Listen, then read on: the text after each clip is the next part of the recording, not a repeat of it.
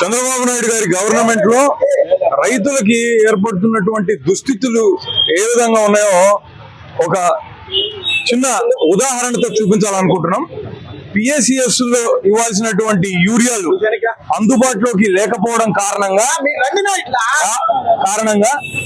రైతులు పెద్ద క్యూలో నిలబడి సేవా కేంద్రాల దగ్గర దారులు తీరిపోయి ఉంటే వ్యవసాయ శాఖ మంత్రి శ్రీ అచ్చెన్నాయుడు గారు బఫే భోజనంతో పోలుస్తున్నారు. రైతులకు PACS లో యూరియాలు దొరకాల్సింది కాస్త దొరకకుండా ప్రైవేటు షాపులకు వాటిని మళ్లించేసి పెద్ద ఎత్తున బ్లాక్ మార్కెట్ లో 267 రూపాయలు ఉండాల్సినటువంటి యూరియా ధరను 600 రూపాయలకు అమ్మేస్తున్నటువంటి పరిస్థితి ఏర్పడింది. ఒకసారి రైతు సేవా కేంద్రం దగ్గర పరిస్థితి ఏ రకంగా ఉందో మీకు కళ్లకు కట్టొచ్చినట్టుగా చూపెడుతున్నాం.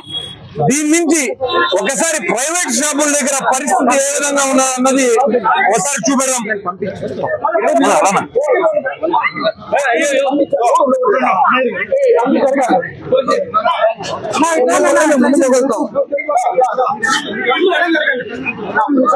ఈ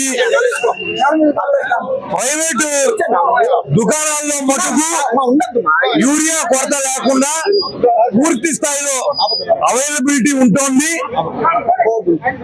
రైతులు ఇక్కడికి వచ్చి 600 రూపాయలు పెట్టి యూరియా బ్యాగులు కొనేటటువంటి పరిస్థితి ఏర్పడింది. ప్రైవేట్ యజమానుల దగ్గర మాత్రం ఇంత స్థాయిలో యూరియా బ్యాగులు దొరుకుతుండడం అన్నది ప్రభుత్వానికి అసలు కనపడడం లేదు.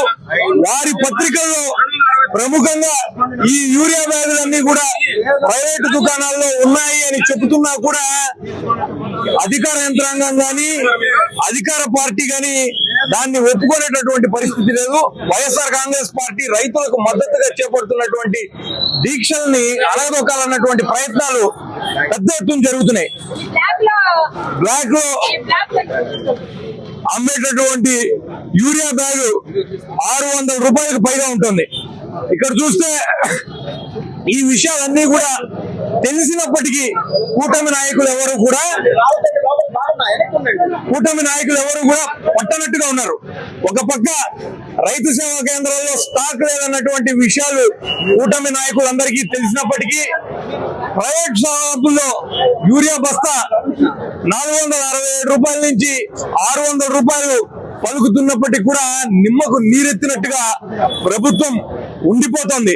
కాబట్టి ప్రభుత్వానికి రైతుల గోడు తెలిసే విధంగా రాష్ట్ర వ్యాప్తంగా జగన్మోహన్ రెడ్డి గారి పిలుపు మేరకు రైతు సంఘం నాయకులను అలానే ప్రజా సంఘాలను కలుపుకొని ఆయా నియోజకవర్గాల్లో ఉన్నటువంటి